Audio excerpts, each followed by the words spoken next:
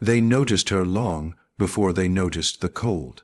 A thin woman wrapped in mismatched layers stood beside the grocery store entrance, her back pressed against a brick wall that still held the last hints of daylight warmth. People slid past her with the nervous haste of those afraid to look too long. On Christmas Eve, when every face was supposed to glow with tender intentions, hers alone seemed to disturb the ritual. A security guard had already decided she didn't belong. He moved toward her with the rigid certainty of someone eager to prove control. His hand hovered near her shoulder, as though touching her might contaminate him, and he ordered her to leave quietly at first, then loudly enough that a few families paused, startled by the hostility cracking the evening calm. She didn't argue. She simply lowered her head, pulling her frayed scarf tighter, preparing to step into the biting wind. Her silence only fueled the guard's irritation. He accused her of loitering, begging, trying to start trouble on the busiest night of the year. The crowd listened. Judgment brewed. No one stepped forward.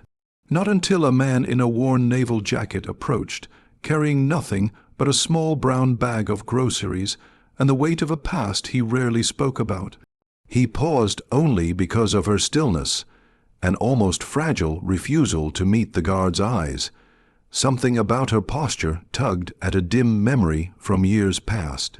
The guard barked again, raising his voice as if volume could justify cruelty. A few people shifted awkwardly, wishing the scene would dissolve before guilt touched them. The woman flinched but said nothing, and that silence, that cold, trembling silence, struck the man with unexpected force. Then he saw it. Pinned to the strap of her worn backpack was a patch, faded fabric, thread, bare at the edges but unmistakable. A small stitched Christmas star, its silver thread dulled by time, the Christmas Eve patch, a symbol not sold in stores, not known by civilians, a symbol given only to those who had survived a specific nightmare, one whispered about among certain Navy units. His pulse tightened. Most people who received that patch never wore it publicly. Some couldn't. Some never lived long enough to. The guard, emboldened by the crowd's passive approval, grabbed her arm. The woman winced, not dramatically, but in a way that betrayed deeper pain than a simple grip could cause. Something inside the man snapped, not in rage, but in recognition. He stepped forward, placing himself between them without raising his voice, without posturing. His presence alone shifted the balance. The guard scoffed, ready to lash out, but the man's eyes, controlled, steady, and cold with purpose, cut him off. The woman lifted her face just slightly, and the man finally saw the exhaustion there, not just from the cold or hunger, but from years of battles no one else could see. He knew that look. He had worn it once. A memory flickered. Sand, smoke, a collapsed shelter, and a medic with steady hands whispering, "You're going home. Not tonight, not like this." A medic who wore the same silver, threaded patch. He swallowed. His breath hung in the air like a vow. He didn't know her name yet, but he knew exactly who she truly was long before the world called her homeless. The guard's posture shifted into irritation, as though the presence of a witness made the woman's existence more troublesome. People passing through the store entrance tried to pretend they weren't watching, but their eyes flicked back again and again, drawn by the sharp unease in the air. Christmas Eve warmth, once wrapped in lights and hopeful chatter, thinned into tension. The man kept his focus on the woman, studying every small tremor in her hands, every flicker of breath that escaped like a secret she no longer had strength to hold. Up close he noticed the small burn scar along her jawline circular, like the ghost of shrapnel that had kissed her skin.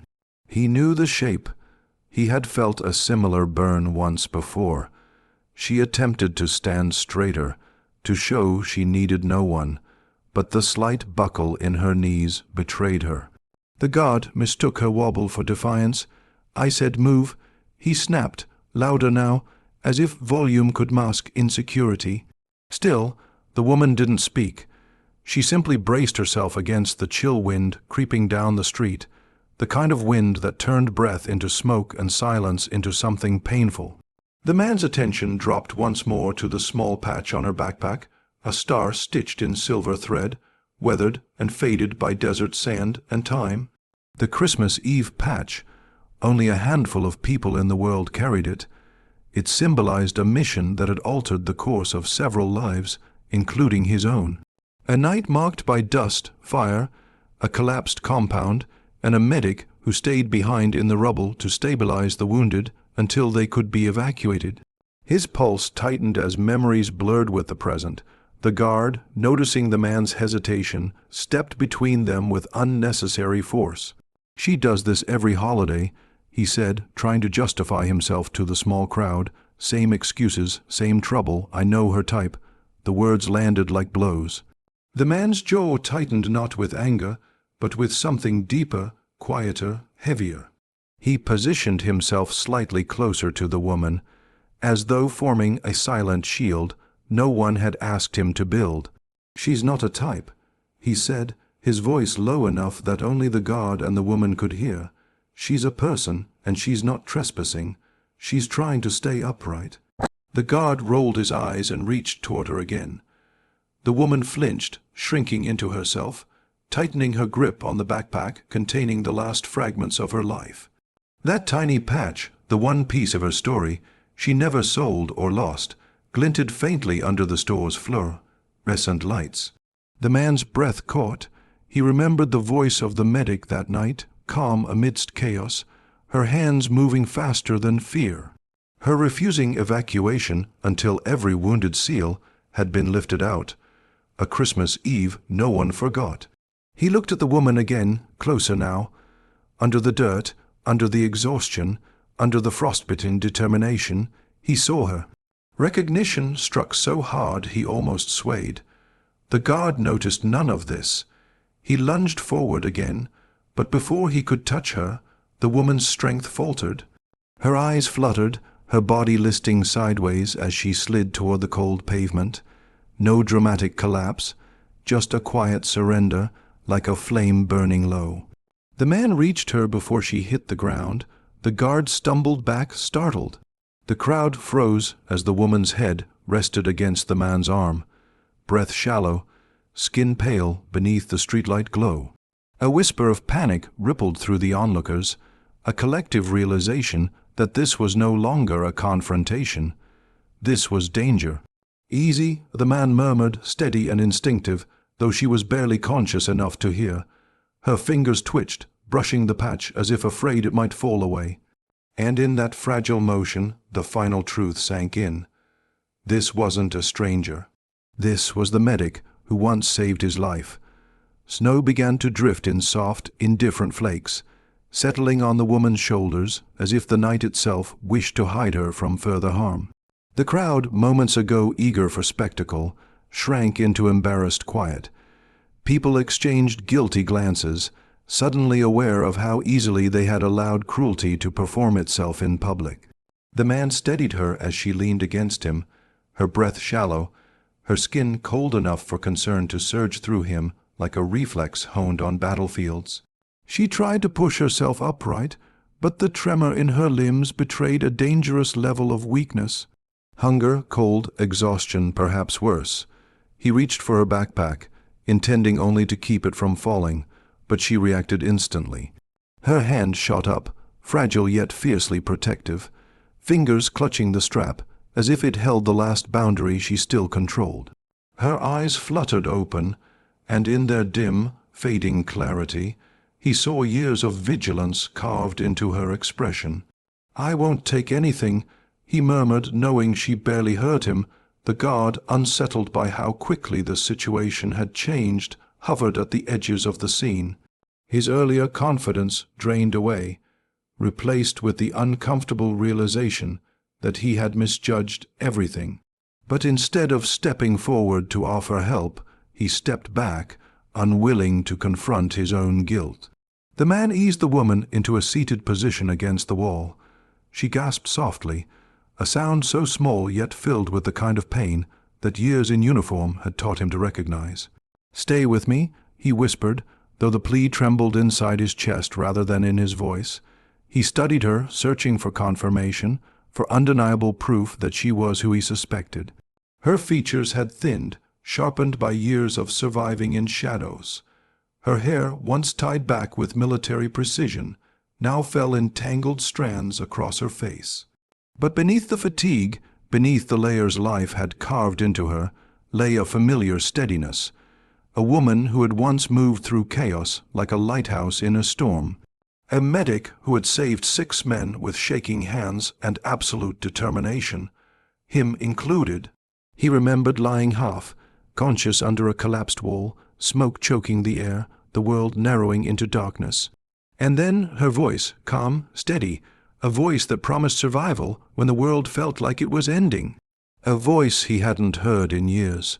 He swallowed hard as the memory folded into the present.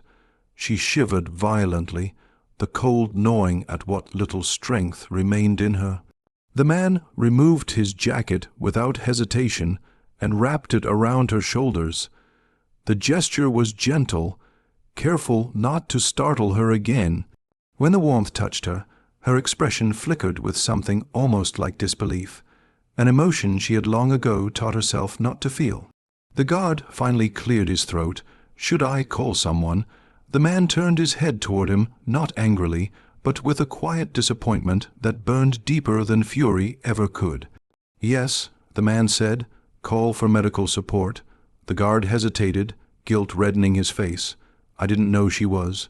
"You didn't have to know," the man replied. "You only had to treat her like a human being." Those words fell heavy across the onlookers, echoing inside their chests like a truth they had long avoided. The woman blinked slowly, her eyes drifting to the man's face. For a moment, recognition sparked so faint, so fragile. Her lips parted as if she wanted to speak, but the words dissolved before they reached the air. He leaned closer, steadying her as another shiver tore through her body. "You're safe," he whispered, though safety was a word she no longer believed in. Her fingers loosened slightly on the backpack strap, as if her subconscious finally registered that the person kneeling beside her wasn't there to take anything, but to give something back. Warmth, protection, memory, but beneath the relief rising in his chest, a darker realization settled. If she had ended up here cold, starving, forgotten, then something catastrophic had happened to her life long after the battlefield released her. And whatever that story was, it wasn't over, not tonight. Not with him standing here. The sirens were faint at first, so distant they could almost be imagined. But the man recognized the rhythm of urgency instantly. He kept one hand steady on her shoulder, grounding her as her breaths thinned into fragile threads. Each exhale trembled, as though her body was fighting to remain anchored in a world that had not been kind to her. The snowfall thickened, settling on the sidewalk in soft layers that made the night feel quieter, more intimate, as if the world were silently confessing its guilt.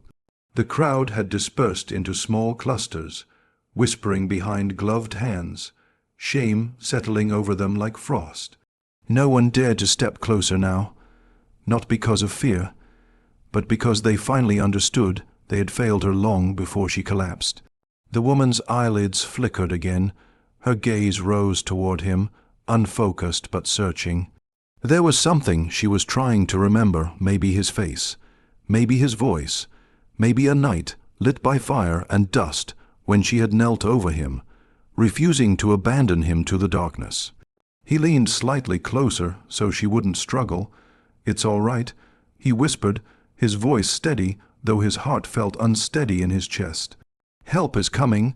Her lips parted, the faintest rasp of breath escaping. No words, just a tremor of sound shaped by the instinct to respond. Her hand, still clutching the backpack, shifted a little. The faded Christmas Eve patch brushed against his fingers. He closed his hand gently around hers, not to take, but to steady, and when he did, something in her posture softened, just barely, as if her mind remembered a feeling her body had forgotten. Trust. The memory returned to him with painful clarity, her kneeling beside him under a collapsed roof, blood soaking into the dirt, her hands warm on his chest despite the cold night. She had whispered to him then, promising he would not die there, promising that Christmas would come, promising that survival was not a myth.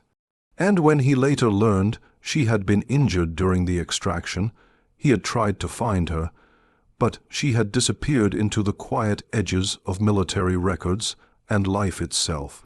Until now, a paramedic team rushed toward them, pushing through the lingering onlookers.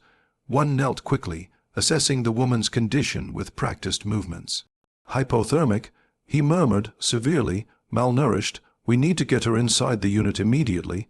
The man didn't move aside until the paramedic gently touched his shoulder. He released her hand reluctantly, as though letting go might send her back into the shadows she had survived alone for too many years. As they lifted her onto the stretcher, her eyes fluttered open one more time. She searched for him, this time with clarity breaking through the haze, and her lips shaped a single word that finally emerged, faint but real. Why? Not an accusation, not confusion, a question carrying years of disbelief that anyone would stay. He bent close, letting his words fall softly, "Meant only for her, because you stayed for us. Now it's our turn."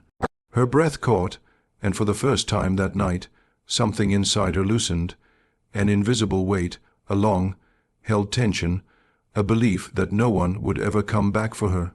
The paramedics guided the stretcher toward the ambulance, moving with urgency. The man followed closely, refusing to let her slip away again, even into medical care. When she was settled inside, one of the medics asked, "Are you family?" He hesitated for only a heartbeat, not because he doubted the truth, but because he finally understood it. "No," he said softly, "but she's one of ours." The doors closed and the ambulance pulled away with him inside, sitting beside her, watching her breath rise and fall beneath the blanket.